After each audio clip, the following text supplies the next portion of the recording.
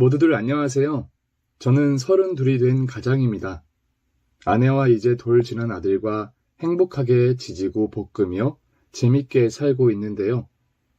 오늘 저는 10년 전에 있었던 감동적이고 재미난 이야기를 들려드리려고 글을 쓰게 되었습니다.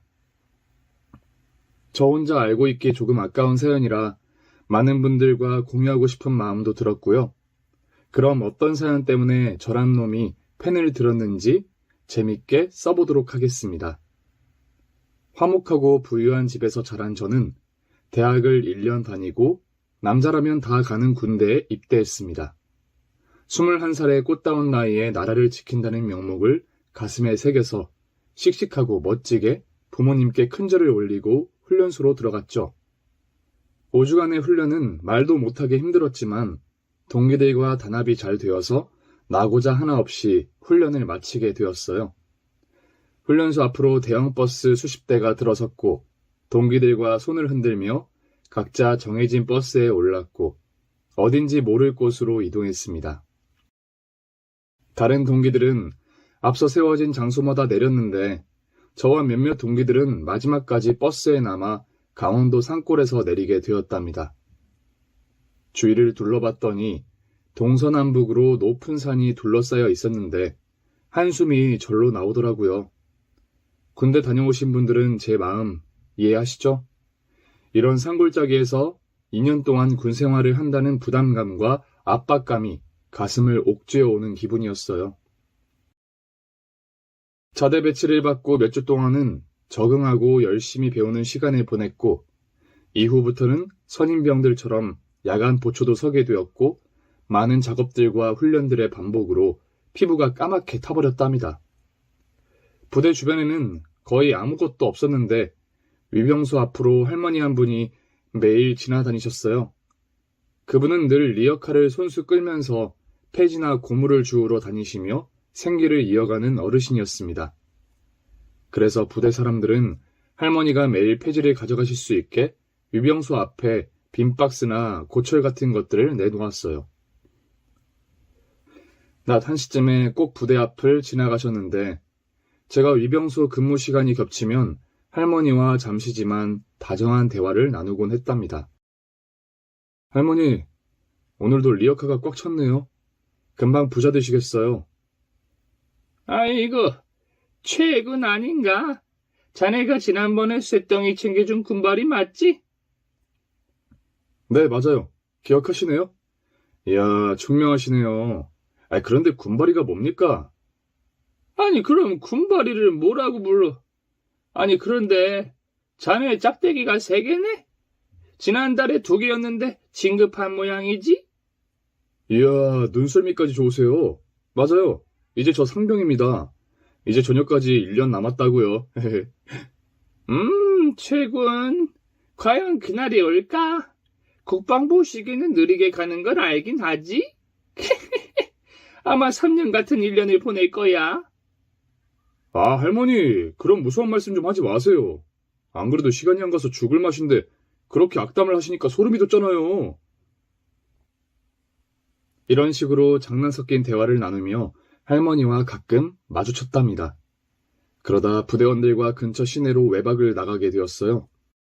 이전까지는 할머니를 부대 앞에서만 뵀었는데 상명 달고 외박을 나가서 우연히 시내에서 장을 보는 할머니와 마주치게 되었습니다. 어라, 할머니, 여기서 다 만나네요? 저요, 최군, 김상병이라고요. 아이씨고, 이게 누구야? 아직 제대 날짜가 까마득하게 남은 최군이잖아. 자네, 여기 웬일이야? 설마 타령한 거야? 할머니도 참 짓궂으세요. 제가 왜 타령을 합니까? 호임들하고 외박 나왔거든요. 할머니는 장 보러 나오신 거예요? 아이고, 짐이 많으시네.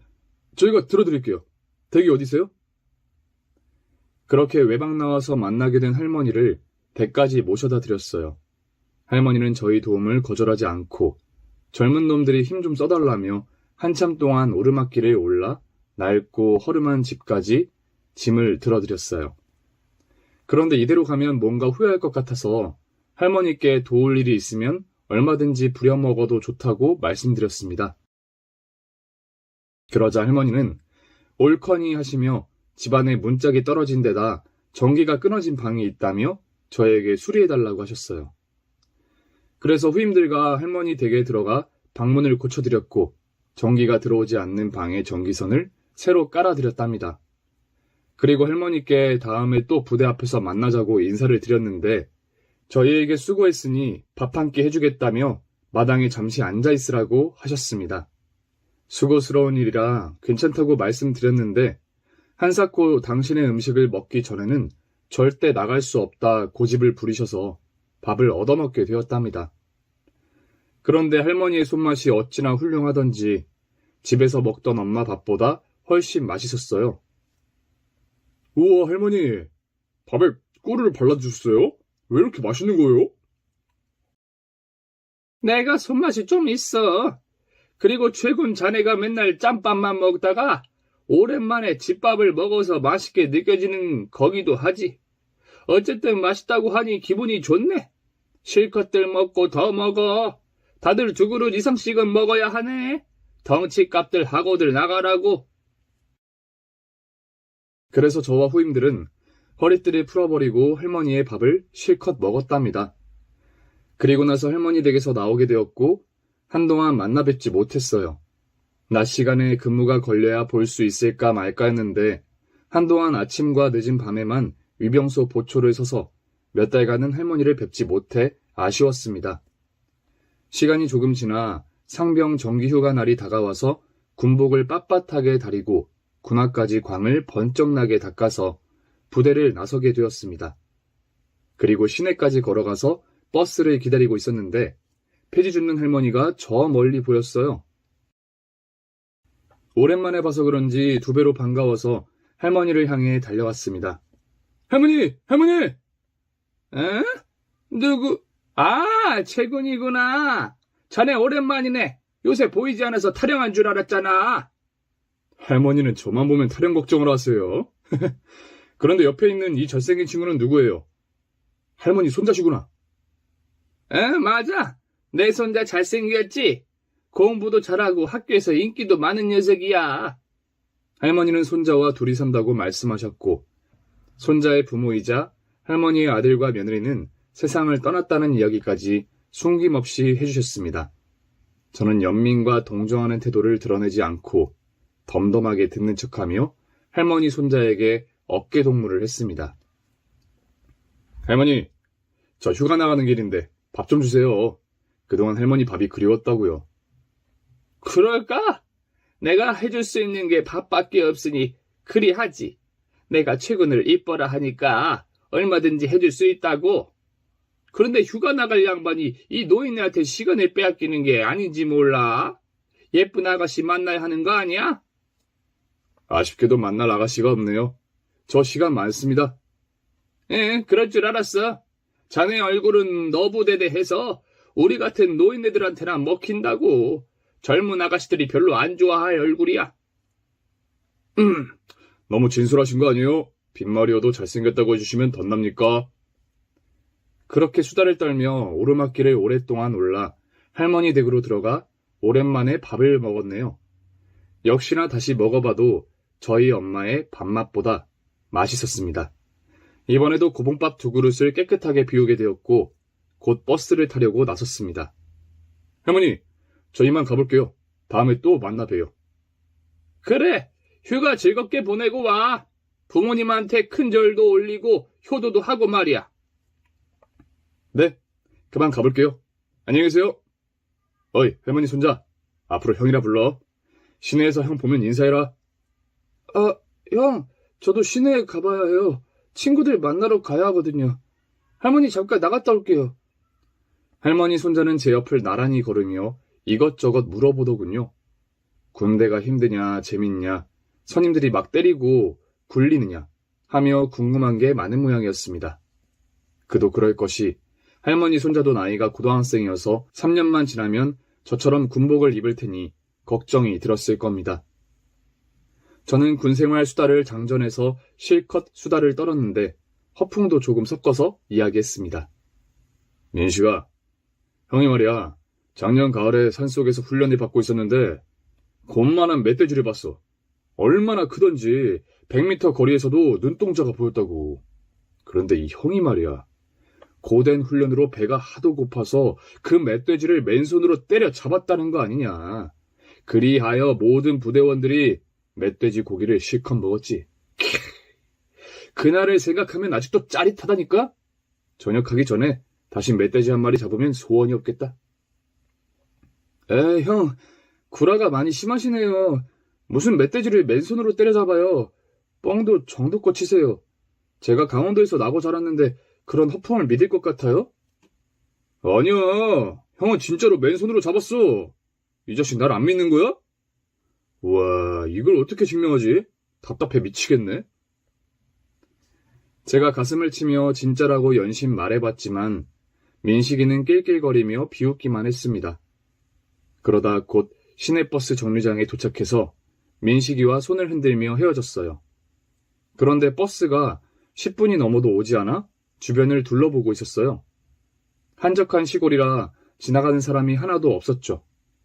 그런데 방금 헤어진 민식이 녀석이 구멍가게에서 담배를 사서 나오는 걸 보게 되었습니다. 순진한 친구인 줄 알았는데 담배를 피운다니 좀 그렇더라고요. 저는 그냥 모른 척 하려다가 아무래도 민식이한테 담배가 해롭다는 걸 알려주고 떠나기로 마음먹었습니다. 저를 보지 못한 민식이는 담배를 피우려고 좁은 골목길로 들어가더군요. 저는 놀래켜주려고 까치발을 들고 뒤를 따라갔습니다. 이윽고 골목길 끝에 다다르자 민식이가 폐가로 보이는 집으로 들어갔답니다. 이 녀석이 그래도 어른들 눈에 띄지 않게 몰래 담배를 피우나 싶어 예의는 있는 녀석이구나 생각하며 폐가 앞에 섰습니다. 그런데 폐가 안에는 교복을 입은 많은 학생들이 낡은 의자에 앉아 있었어요. 무리 중에 가장 덩치가 큰 녀석이 민식이를 알아보고 말하더군요. 어이, 최민식, 너 이 새끼 왜 이렇게 늦게 와? 너 때문에 니코틴이 딸려서 이 형님 손이 떨리는 거 안 보여? 미안해. 집에 들렸다가 오는 바람에 늦었어. 자, 여기 담배. 야, 껄랑 한갑 사온 거냐? 내가 셋값 사오라고 하지 않았나? 그게 돈이 부족해서 한 갑밖에 못 샀어. 아, 나 이 새끼가 어디서 구라를 쳐. 너 뒤져서 돈 나오면 10원에 한 대씩 맞는다. 상황을 보니 민식이는 일진들의 담배 심부름을 한 모양이었습니다. 그런데 일진 무리가 민식이를 둥글게 둘러싸서 주머니를 뒤져보고 머리와 얼굴 그리고 소중이를 툭툭 쳐가며 희롱하더군요. 야, 이 새끼 물건 장난 아닌데? 졸라 아나콘다 같아. 하지 마. 나 담배 사다 줬으니까 그만 가볼게. 어이, 꼬봉. 누가 네 맘대로 가래. 일로 와서 형님들 담배에 불도 붙이고 노래도 불러주고 춤도 추고 그래봐. 우리가 지금 엄청 심심한 참이거든? 나 노래 못해. 춤도 못 추고 그냥 보내주면 안 될까? 아, 이 새끼 그동안 안 맞아서 몸이 근질거리나. 야, 꼬봉 저 새끼 좀 밟아줘라. 일진 중 대장인 놈이 명령을 내리자 일진들이 몸을 풀며 민식이를 때릴 자세를 취하더군요. 이에 저는 더는 멀리서 지켜만 보면 안 될 것 같아 폐가 안으로 들어갔습니다. 이야, 맞아 죽기 딱 좋은 날씨네. 얘들아 반갑다. 나 민식이 형이야. 다들 담배 끄고 무릎 좀 꿇어야겠다. 제가 경고를 하며 다가갔더니 일진들이 깔깔거리며 웃더군요. 아이, 씨발, 이 군벌이 새끼는 또 뭐야? 야, 최민식 너한테 형이 있었냐? 그런데 네 형도 졸라 찐따같이 생겼다. 어이, 형씨, 마침 잘 왔어. 온 김에 아우들한테 용돈 좀 주고 가. 이 어린 놈의 새끼들이 형이 좋은 말로 할 때 빨리 담배 끄고 내 동생 민식이 앞에 무릎 꿇고 사과해라. 그리고 다신 괴롭히지 않겠다고 약속해. 그래야 니들이 여기서 살아나갈 수 있을 테니까. 이번에도 일진들은 배를 잡고 웃더군요. 이에 저는 모자를 벗고 군화끈을 다시 꽉 조였습니다. 형이 말이야, 너희들처럼 남 괴롭히는 놈들을 패고 말 안 듣는다고 해서 패고 또 어떤 새끼는 얼굴이 기분 나빠 그래서 패고 그래서 형한테 처맞은 애들이 사열종대에 앉아 번호로 연병장 4바퀴다. 그리고 산에서 멧돼지도 맨손으로 때려잡고 날아가는 독수리를 돌로 맞춰서 떨어뜨리기도 했어. 이런 형한테 처맞으면 니들이 손해잖아. 지금 형이 기분이 좋거든? 그러니까 조용히 꿇어라. 내 동생한테 사과하면 형이 봐주고 넘어갈게. 아이, 말 더럽게 많네. 야, 군바리 새끼 존나 패고 삥이나 듣자. 저는 진지하게 경고를 했음에도 불구하고 일진들은 하나둘씩 몸을 풀며 저에게 덤벼들기 시작했답니다. 일진 하나가 저에게 주먹을 휘두르자 자세를 낮추며 갈비뼈 7번을 툭 건드렸더니 앞으로 고꾸라졌습니다. 아뷰! 이 어린 놈의 새끼들 싹 다 덤벼! 일진들은 제가 한 방에 지들 친구 하나를 쓰러뜨린 걸 보더니 한꺼번에 덤비더군요. 이에 저는 바지 주머니에 두 손을 넣고 피하기 놀이를 했습니다. 야야, 힘 좀 내봐. 형 지금 두 팔을 안 쓰고 있잖아. 얼른 때려보라고. 벌써 헐떡이네. 그럼 형 차례다. 이건 니들이 자초한 일이야. 아뷰! 저는 바닥에 떨어진 담배꽁초를 하늘 위로 던지고 공중으로 뛰어올라 일진들의 머리통을 하나씩 박살내기 시작했습니다. 구름다리를 건너듯 공중에서 발차기 한 대씩 날려주고 바닥에 착지하자 제가 던졌던 담배꽁초가 바닥에 떨어졌어요. 일진들은 환상적인 기술과 파워로 모두 바닥에 자빠져 개거품을 물고 있었습니다. 저는 군복에 카라를 세우며 잡초 하나를 뽑아 입에 물었습니다. 이 새끼들아, 그러게 형 말을 들었으면 이렇게 처맞지 않았을 거 아니야. 다들 기상. 저의 발차기 맛을 본 일진들은 동시에 기립했습니다. 모두 겁에 질린 얼굴로 바뀌어 있더군요. 차렷! 열정쇼! 차렷! 열차, 열차, 열차! 자동! 어허! 동작 봐라. 모두 엎드려 뻗쳐. 엎드린 일직무리 중 대장놈이 저에게 묻더군요. 저기 형님, 몰라봬서 죄송합니다. 그런데 우리 꼬봉, 아니 민식이 형이 맞으세요? 야, 너 누가 입 벌리래? 너네 나와. 네? 저 잘못했어요. 나오라고 이 비계덩어리 새끼야. 민식아 이리 와. 너 이 새끼 면상에 주먹 날려. 일진놈은 차렷 자세로 가만히 있었고 민식이는 저를 신기하게 보며 귓속말을 했습니다. 형, 진짜 정체가 뭐예요? 왜 이렇게 싸움을 잘하세요? 누구긴 누구야. 최민식 형이지. 형도 최씨인 거 보이지? 우리 이제부터 형제하자. 이 새끼들이 또 널 괴롭히면 나한테 말해. 알았지? 그럼 이제부터 친형제처럼 보이게 반말해. 자, 이 새끼 면상 한 대 날려봐. 못하겠어요. 살면서 누굴 때려본 적이 없어서. 저는 귓속말을 멈추고 몸을 풀었습니다. 그리고 일진놈에게 말했습니다. 야, 이 개놈아. 내 동생이 넌 때릴 가치도 없단다. 그래서 이 형님이 직접 해줘야겠다. 어금니 꽉 깨물어라. 잘못하면 이빨 털린다. 형님, 한 번만 봐주십시오. 다시 민식이를 괴롭히지 않겠습니다. 그래. 당연히 그래야지. 그건 그거고 지금 맞을 건 맞아야지. 주둥이 싸물어. 간다.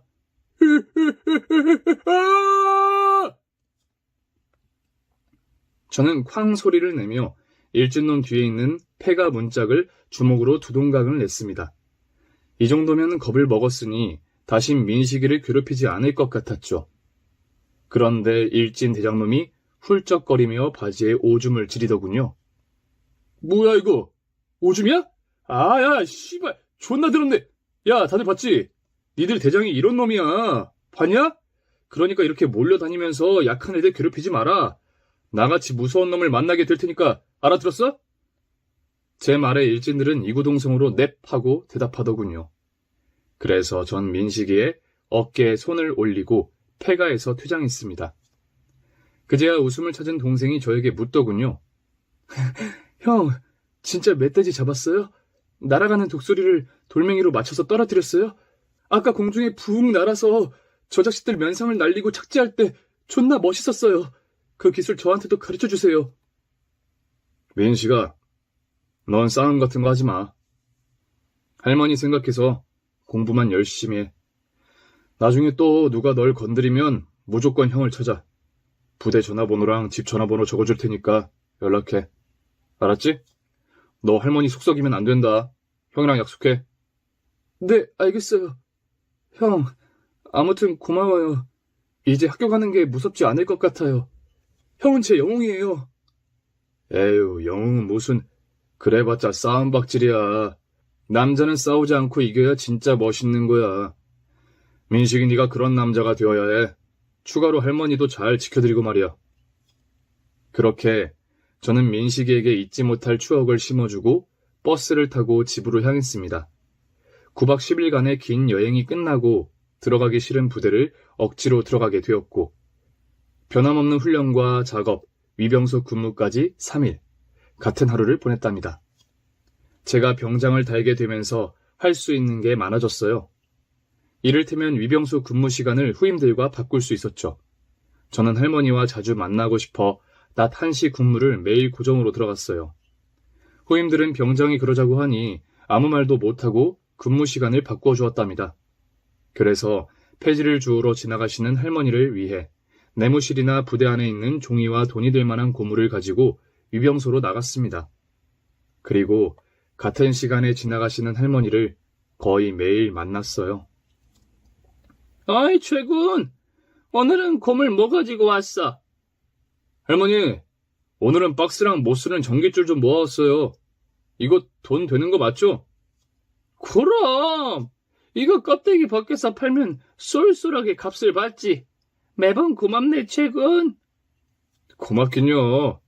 아 참, 요즘 민식이 어때요? 잘 지내고 있어요? 표정이 굳어있거나 무슨 고민이 있어 보이지 않아요? 아니, 아주 밝아. 그리고 손자 녀석한테 이야기 들었네. 자네가 민식이 괴롭히는 놈들을 손봐줬다며? 아, 그런 얘기까지 했어요? 아, 이거 참. 끝까지 멋있으려고 했는데 들켜버렸네. 멋있긴 개뿔. 최군이 도와준 건 고마운데 걔네들을 얼마나 취업해줬길래 바지에 오줌을 싸. 다음부턴 그러지 마라. 좋게 좋게 말로 하라고. 그럼 나 간다. 내일도 폐지랑 못 쓰는 물건 가지고 나와. 1시에 올게. 네, 충성! 할머니 명령을 받들겠습니다. 저와 할머니는 매일 2, 3분씩 위병소 앞에서 만났고 제가 드린 폐지와 고물을 받아가셨어요. 행여나 빈손으로 나가면 저에게 짬밥 먹고 시키는 것도 제대로 못하느냐며 호통을 치시곤 했답니다. 그리고 민식이는 계속해서 든든한 형 덕분에 학교에 별일 없이 잘 다닌다고 하더라고요. 제대를 2달 앞둔 말년 병장이 되자 제대할 생각에 들떠 있었습니다. 군 생활을 요령껏 뺀질거리면서 하게 되었죠. 그런데 며칠 뒤 충격적인 소식을 듣게 되었어요. 지휘 통제실에서 저를 불러서 가봤더니 대대장님과 중대장님이 하얗게 질린 얼굴로 저를 보시더군요. 충성! 병장 최우식! 지통실에 용무에서 왔습니다. 중대장님? 무슨 일로 부르셨습니까? 우식아, 이걸 어떻게 전해야 할지 모르겠다. 너희 부모님이 오늘 새벽에 고속도로에서 크게 사고가 나셨다는구나.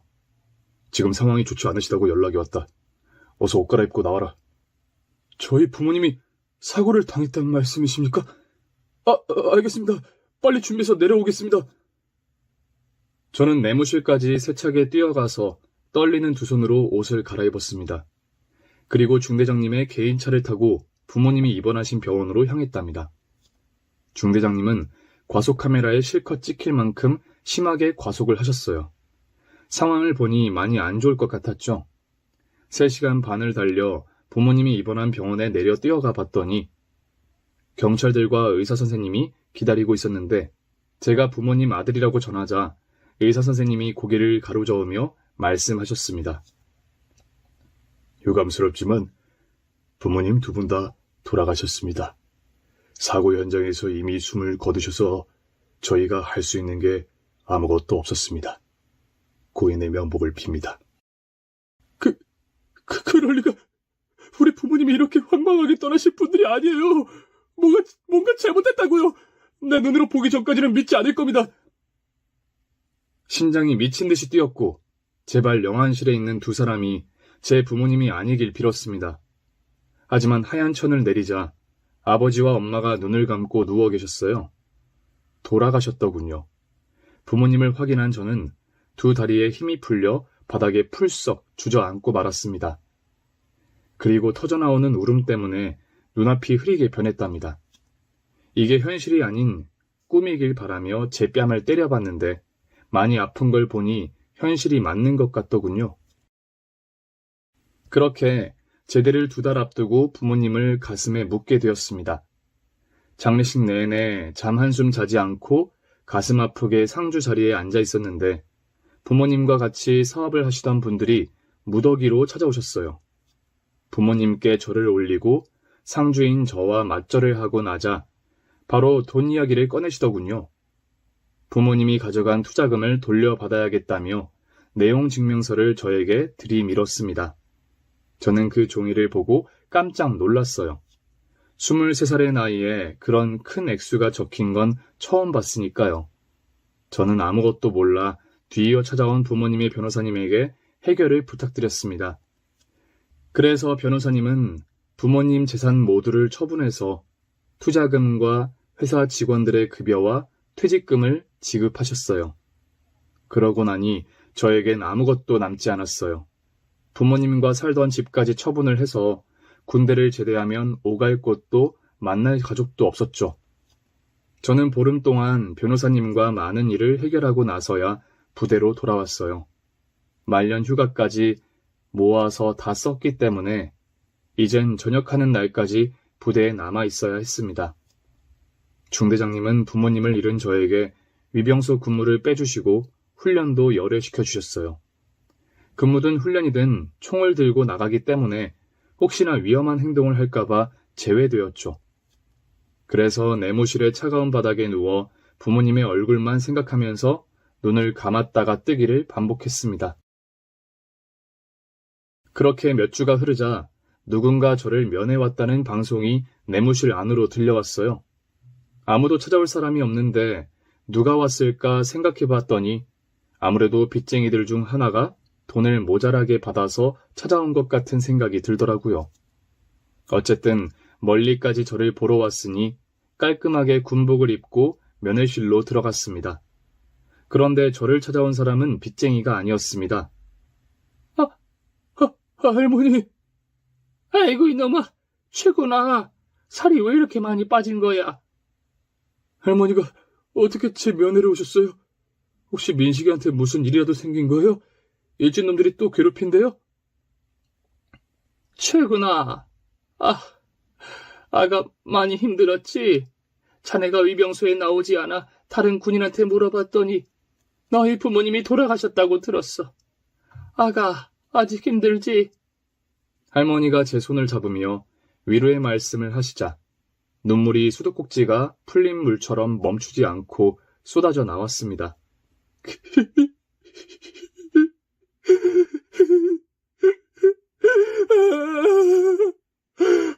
할머니, 나 어떡해요? 엄마랑 아버지가 돌아가셨어요. 이제 저한테 아무도 없어요. 세상에 홀로 남게 되었다고요. 저 무서워요.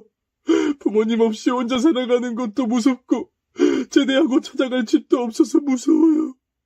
언제든 가슴이 아파서 주저앉을까봐 무서워요. 제가 꼬마아이처럼 울음을 터뜨리니 할머니가 저를 안아주셨습니다. 꼭 돌아가신 아버지의 품에 안긴 기분이 들었답니다. 그래서 더 큰 소리로 오열하게 되었고 1시간 내내 할머니 품에서 떨어지지 않았습니다. 정신을 차리고 이성을 찾게 되자 할머니가 싸오신 집밥을 테이블 위에 올리셨어요. 아가, 너 내가 해준 밥이 맛있다고 했지? 그래서 푸짐하게 싸왔다. 이거 먹고 기운 좀 내면 좋겠구나. 할머니, 고맙습니다. 저를 이렇게 생각해 주신 분은 부모님 말고 할머니뿐이에요. 나도 내 손자와 나를 생각해 준 사람은 네가 처음이야. 아가, 나도 자식들을 잃었으니 동병상련하는 마음으로 한마디 할게. 세상엔 부모를 잃는 것보다 더 힘든 일도 많단다. 지금 하늘이 무너진 기분이겠지만 반드시 이겨내야 해. 여기서 더 약해지면 안 된단 말이야. 이제 곧 제대하니까 마음을 단단히 먹으라고. 네, 할머니. 그래야죠. 제가 잘 살아가야 부모님이 하늘에서 편히 쉬실 거잖아요. 오늘 여러 가지로 감사해요. 저는 할머니가 싸온 식은 밥을 우걱우걱 씹어 삼키며 눈물도 함께 삼켰습니다. 이젠 다시 울지 않기로 다짐했어요. 저는 정신도 돌아왔고 건강해진 것 같아 중대장님께 훈련과 위병소 근무를 하게 해달라고 말씀드렸어요. 하지만 중대장님은 대대장님이 저에게 아무것도 시키지 말라는 지시가 있었다며 미안하지만 전역할 때까지 총을 잡을 수 없다고 하시더라고요. 그래서 전 매일 낮 1시에 위병소 앞에 폐지 할머니를 만나러 가면 안 되겠느냐고 물었더니 그것도 안 된다고 칼같이 말씀하시더군요. 그래서 할 수 없이 1달 반의 시간을 무의미하게 흘려보내고 전역하는 날이 되어서야 할머니를 만날 수 있었습니다. 후임들이 잘 다려준 군복과 불광을 내서 거울처럼 빛나는 군화를 신고 말이죠. 부모님이 떠나셔서 아무도 저를 기다리지 않을 줄 알았는데 지난번 면회 때 할머니를 보고는 기댈 곳이 있다는 걸 알게 되었네요. 그래서 양손에 홍산즙과 과일 주스를 사들고 할머니 댁으로 찾아갔습니다. 할머니는 제가 올 줄 아셨는지 대문을 활짝 열어두셨더라고요. 할머니, 민식아, 저 왔어요. 제 부름에 민식이 녀석이 뛰어나오더군요. 형, 우식이 형! 있는 힘껏 달려와 제 품에 안겼는데 두 다리를 제 엉덩이에 걸치고 고목나무에 매미처럼 매달려서 많이 힘들었어요. 야야야야, 민식아, 너 그동안 덩치가 왜 이렇게 커진 거야? 할머니가 해주신 밥을 얼마나 많이 먹었으면 형보다 더 큰 거냐? 형, 보고 싶었어요. 나의 영웅 우식이 형. 형, 나도 부모님을 잃어봐서 형 마음을 알아요. 지금 많이 힘드시죠? 그런데 시간이 지나면 괜찮아질 거예요. 그리고 아주 많이 힘들어지면 부모님이 옆에 계신다고 생각하고 대화를 나눠봐요. 그럼 진짜 부모님이 살아 돌아온 기분이 든다고요. 제가 자주 써먹던 방법이에요. 이야, 민식이 자식. 이제 보니까 나보다 어른이었네. 이번에는 민식이 네가 형을 구해주는구나. 고맙다, 민식아. 그런데 너 많이 무겁다. 이제 그만 매달리고 떨어져 주면 안 될까? 내 정신 좀 봐. 너무 편해서 계속 매달려 있었네요. 형, 할머니가 안에서 기다리고 계세요. 1달 동안 오늘만 기다리고 있었다고요. 어서 들어가서 같이 밥 먹어요. 그래, 나한테 집밥은 이제 여기뿐이야. 어서 들어가자. 민식이가 고맙게도 환영해주고 위로까지 해줘서 기분 좋게 할머니 댁 안으로 들어갈 수 있었습니다. 할머니는 주방에서 닭백숙과 불고기를 밥상에 옮기시다가 저를 보고 화들짝 놀라셨습니다. 아가 왔구나. 와줬구나. 혹시 오지 않으면 어쩌나 하고 걱정하고 있었어. 고맙다. 내 손자 우시가. 감사해요, 할머니. 나의 할머니. 할머니, 절 받으세요. 손자가 건강하게 군 생활을 마치고 왔으니 큰절 한번 시원하게 올리겠습니다. 오냐, 좋다. 어서 멋들어지게 큰절도 올리고 제대 신고식도 해봐라. 저는 사랑을 담아 큰절을 올리고 똑바로 서서 할머니께 경례를 했습니다. 충성! 병장 최우식은 2010년 4월 5일부로 전역을 명받았습니다. 이에 사랑하는 할머니께 신고합니다. 충성! 저는 울컥하며 전역 신고를 하고 할머니 품에 안겼습니다. 할머니가 제 등에 손을 얹으시고 둥글게 원을 그리며 쓰다듬으셨는데 그게 그렇게 행복하고 기분이 좋았답니다. 제 아픈 가슴을 어루만져주는 최고의 손길이었어요. 이윽고 할머니가 차려주신 음식을 맛있고 신나게 먹었습니다. 동생 민식이와 서로 닭다리를 챙겨주고 손가락을 쪽쪽 빨면서 맛있게도 먹었죠. 그리고 식사를 끝내고 졸음이 쏟아져서 세 사람이 마루에 나란히 누워 흔들리는 나뭇가지에 매달린 넓적한 잎들이 내려주는 그늘을 이불 삼아서 낮잠을 청했습니다. 그렇게 달콤하고 포근한 잠이 얼마나 오랜만이었는지 침까지 질질 흘리며 맛있게 잤네요. 저는 몸을 일으켜 곤히 잠든 할머니와 민식이를 사랑의 시선으로 바라보다가 이내 주머니에 있던 돈봉투를 꺼내 마루 위에 올려두었습니다. 손자를 힘들게 키우시는 할머니께 조금이라도 보탬이 되어 드리고 싶어 군대에서 모아두었던 돈을 선물로 남겨주었네요. 그리고 대문 밖으로 슬며시 나갔습니다. 두 사람이 깨어있을 때 나서려면 발걸음이 떨어질 것 같지 않아 몰래 나간 거죠. 어차피 일자리도 없고 살만해지면 다시 내려올 테니 그때를 기약하며 아쉬움을 뒤로 했답니다. 도시로 돌아간 저는 당장 지낼 곳이 없어 고시원 방을 구했습니다. 집을 정리하면서 옷과 신발들을 모두 정리하는 바람에 군복 말고는 입을 게 없었답니다. 고시원 방에 들어가 얼마 되지 않는 짐을 내려놓고 시장에 가서 대충 입을 옷을 마련했어요. 그리고 부모님의 변호사님을 찾아갔습니다. 장례식 때 변호사님이 일할 곳을 소개해준다고 하셨거든요. 변호사님은 부모님께 받은 게 많아서 고시원비도 6개월치나 내주셨고 변호사님 친척이 운영하는 아울렛에 보안요원으로 취직하게 되었습니다. 일이 3교대로 돌아가서 수당이 많이 나왔어요. 원래는 대학에 복학할 돈을 마련하면 그만두려고 했는데 대학에 가서 뭐하나 싶은 생각이 들어서 그냥 일이나 열심히 하며 바쁘게 살기로 마음먹었습니다. 그렇게 바삐 살아가다 보니 할머니와 민식이를 찾아갈 생각이 줄어들었고 언젠가부터는 가슴속 추억으로만 남아버리고 말았네요. 한번 가볼까 고민한 적은 있는데 발걸음이 쉽게 움직이지 않더라고요. 괜히 할머니와 민식이 얼굴을 보면 이성을 잃고 뜨거운 감정에 젖어서 지낼 것 같았습니다. 지금의 저는 사회생활에 완전히 적응했기 때문에 추억과 마주하는 걸 거부한 것 같네요. 세월은 그렇게 여러 해가 흘렀고 어느새 제 나이가 30이 되었습니다.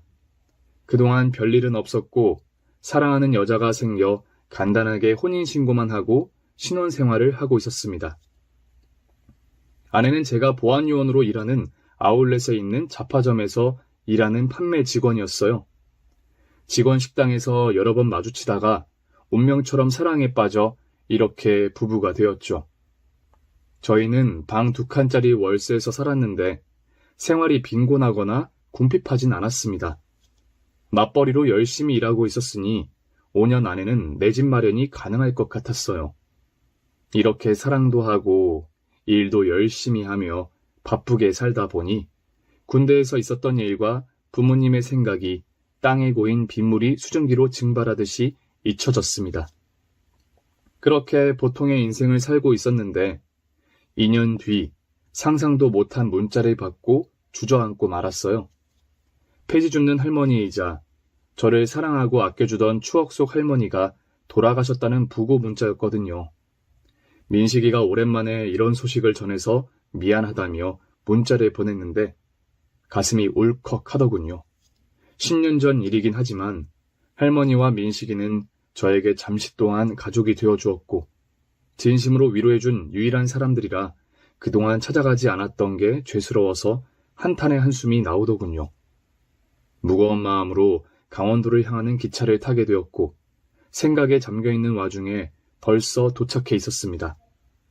장례식장에 들어갔더니 민식이는 어느새 멋진 청년이 되어 있었고 영정사진 속 할머니는 10년 전 모습 그대로였습니다. 활짝 웃고 있는 모습이 너무 아름다워서 눈물이 절로 나왔네요. 할머니께 죄스러운 마음으로 저를 올리고 무릎 꿇고 이제야 나타나서 죄송하다고 사과를 드렸습니다. 할머니, 죄송해요. 이제야 찾아와서 정말 죄송해요. 형, 할머니는 편하게 돌아가셨어요. 아픈데 하나 없이 주무시다가 떠나셨어요. 그랬구나, 민식아. 형이 너무 늦게 왔지. 미안하구나. 미안하긴요. 인생 사는 게 바쁘고 복잡한데 어떻게 이 먼 곳까지 쉽게 찾아올 수 있겠어요? 할머니는 형이 내려오지 않는다고 뭐라고 하신 적 없어요. 형이 보고 싶으면 형이 두고 간 돈봉투를 한 번씩 쓰다듬곤 하셨는데 항상 웃는 얼굴이셨어요. 돈봉투? 아, 내가 마루 위에 올려두고 간 그 돈? 설마 그 돈을 쓰지 않고 보관하셨니? 네, 손자가 군대에서 고생해서 번 돈을 어떻게 쓰겠느냐면서 서랍에 넣어두시고 애지중지 아끼셨어요. 형 돈봉투가 할머니 보물 1호였다고요. 지금 생각해보니 서운하네. 할머니는 나보다 형을 더 좋아했던 것 같아요. 자식, 농담은. 할머니가 살아계셨을 때 왔더라면 더 좋았을 텐데. 후회되고 죄송하네. 민식아, 상갓집에 왔으니 술을 마셔야지. 너 술 좀 마셨냐? 저 엄청 많이 마셨는데 그래도 형이 왔으니까 마셔야죠. 할머니도 저희 둘이 위로하면서 술을 마시길 바라고 계실 거예요. 민식이와 저는 마주 앉아 옛날 이야기를 하며 술을 연거푸 들이켰습니다. 할머니 말투도 따라하고 할머니의 맛있는 밤 이야기도 빼놓지 않고 수다를 떨었죠. 그런데 민식이가 예상치 못한 말을 하며 뭔가를 꺼내들었습니다. 아, 형, 할머니가 선물을 주라고 하셨어요. 형이 언젠가 오면 꼭 전해주라고 저한테 맡기셨던 거죠. 이건 내가 10년 전에 드렸던 돈봉투지 않아? 여기 내 글씨잖아. 설마 그때 드렸던 돈을 돌려주라고 하신 거니? 민식아, 이러지 마. 그때 형이 너와 할머니한테 얼마나 큰 힘을 받았는 줄 아니? 그런데 이런 식으로 날 부끄럽게 만든 거야? 어서 넣어둬. 형, 이건 할머니가 주는 선물이에요. 참 신기한 게 할머니가 돌아가시기 일주일 전에 뭘 아셨는지 저한테 유산도 다 넘겨주시고 형한테 줄 선물도 저한테 맡기시더라고요. 유산? 할머니가 가진 재산이 있으셨어? 폐지를 주워가며 힘들게 사셨던 분이잖아. 그러자 민식이는 믿기 어려운 말을 꺼내더라고요. 저도 그런 줄 알았죠. 아니, 가난한 게 맞았어요. 그런데 군부대 여러 곳에서 후원을 해주시기도 했고 알뜰살뜰하게 돈을 모아오셨나 봐요. 생각해보니 평생 허리를 굽혀가며 일만 하셨잖아요. 한 푼 두 푼 벌어서 수십 년을 일해 20억을 모아놓으셨더라고요. 저도 처음엔 형처럼 믿지 못했어요. 이렇게 큰 돈이 있을 거라고는 상상도 못했죠. 할머니는 제가 어른이 되었을 때 편하게 먹고 살라고 준비를 해주셨던 것 같아요. 이야, 할머니 대단하시다. 폐지와 고물을 모아서 20억을 버셨다고? 정말 대단한 분이야. 훌륭하시다. 저는 과거 할머니의 모습을 회상해보니 매일 군부대를 돌며 모은 고철과 폐지가 꽤나 많았던 것 같더라고요. 성실하고 근면하신 할머니는 하루도 쉬지 않고 일하셨으니 어쩌면 20억이라는 돈을 모아두신 게 당연한 것 같았습니다. 그리고 민식이가 저에게 내민 봉투를 살짝 벌려봤더니 제가 드린 돈이 아닌 통장이 들어있었어요. 이게 뭐야? 민식아, 이거 할머니 통장 같은데? 그거 형 거예요. 할머니가 유산을 저에게만 남겨주신 게 아니라 큰 손자인 형한테도 남겨주셨다고요. 얼른 열어보세요. 저는 고개를 흔들며 제가 할머니 유산 받을 자격이 있느냐고 돌려주려고 했습니다. 그러자 민식이가 형이 우리한테 줬던 200만 원을 이자 쳐서 갚는 거라 생각하라고 하셨어요. 할머니가 그 봉투를 저에게 주면서 하신 말씀이에요. 할머니 유언을 어길 생각은 아니시죠? 라고 거절하지 말라고 하더군요. 저는 복잡한 감정으로 봉투 안에 있던 통장을 꺼내 펼쳐봤는데 5억이라는 숫자가 찍혀 있었습니다. 5억? 민식아, 이거 정말 나한테 남겨주신 거야? 형, 자꾸 입 아프게 하실래요? 형은 할머니한테 손자였다고요. 마음 같아선 10억씩 주고 싶었는데 아무래도 피가 섞인 저한테 더 남겨줘야 할 것 같다고 하셔서 5억만 넣었다고 하셨어요. 저는 한참 동안 통장에 찍혀있던 숫자를 내려다보았습니다. 그동안 아무리 열심히 바쁘게 살아도 이런 큰 돈은 한 번도 만져본 적이 없어 믿기 어려워 보고 또 보았어요. 그래서 사흘의 시간을 장례식장에 앉아서 할머니를 계속 생각해봤습니다. 혹시 진짜 제 할머니가 아닐까 하는 상상도 해보고 하늘에서 저희 부모님을 만나 가정을 이룬 상상도 했답니다. 그렇게 예쁘고 아름다운 상상을 연신하게 되니 할머니가 저에게 주신 5억을 감사히 받을 마음이 생겼어요. 그래서 염치 없지만 민식이에게 돌려주지 못하고 5억의 통장을 들고 살고 있는 부촌으로 왔습니다. 아내에게 들려줄 이야기가 있다며 저의 군생활 이야기를 시작했습니다. 여보, 내가 할머니 이야기한 적 있나? 할머니? 아니, 당신은 부모님 이야기도 안 해줬잖아. 나도 궁금하긴 했는데 마음 아파하는 것 같아서 묻지 않았지. 그럼 지금부터 내 군대 이야기를 들어줄래? 아주 감동적이고 재밌는 이야기야. 그래서 아내에게 이 사연의 글을 그대로 들려주었더니 감동을 해서 눈물을 펑펑 쏟더군요. 세상에 믿을 수 없는 인연이 있다며 저와 할머니가 그런 사이가 틀림없다며 바로 필립의 사연방 이야기를 꺼냈답니다. 여기 채널에는 기적 같은 일을 겪은 사람들의 이야기가 있다며 제 사연을 보내면 분명 재밌을 것이고 뜻깊을 거라고 말해주었죠.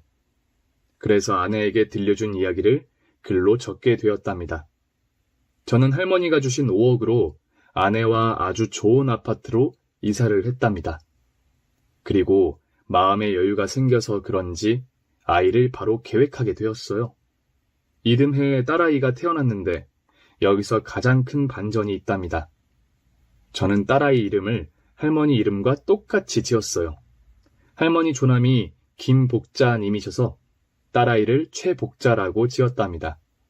아내는 딸 이름이 그게 뭐냐며 아무리 할머니한테 감사해도 딸의 이름을 복자로 짓는 게 어딨느냐고 화를 내더라고요. 그래서 포기하고 다른 예쁜 이름으로 지으려고 했는데 아내가 한숨을 쉬며 할머니 이름으로 짓자고 백기를 들더군요. 이에 딸아이는 할머니의 이름을 받게 되었고 예전에 저를 아껴주시던 할머니의 모습을 상상하며 딸아이를 포근하게 안아주며 키우고 있답니다. 제 사연이 아내의 말처럼 재밌고 감동적이었나요? 만약 그렇다면 세상 살아가며 지쳐있는 어깨가 잠시 펴졌길 소망해 봅니다. 혹시 울고 싶거나 힘들고 아픈 일이 있다면 당신을 안아줄 누군가를 찾아보세요. 10년 전에 저처럼 당신을 안아줄 할머니가 어딘가에서 기다리고 계실 겁니다. 긴 글을 읽어주신 필리님께 감사드리며 이만 줄이겠습니다. 모두 행복하길 바랄게요. 사랑하고 고맙습니다. 오늘 준비한 사연은 여기까지입니다. 재미있게 들으셨다면 구독과 좋아요, 알림 설정까지 눌러주세요. 그럼 저는 다음 사연으로 찾아뵐게요. 오늘도 건강하고 행복하세요.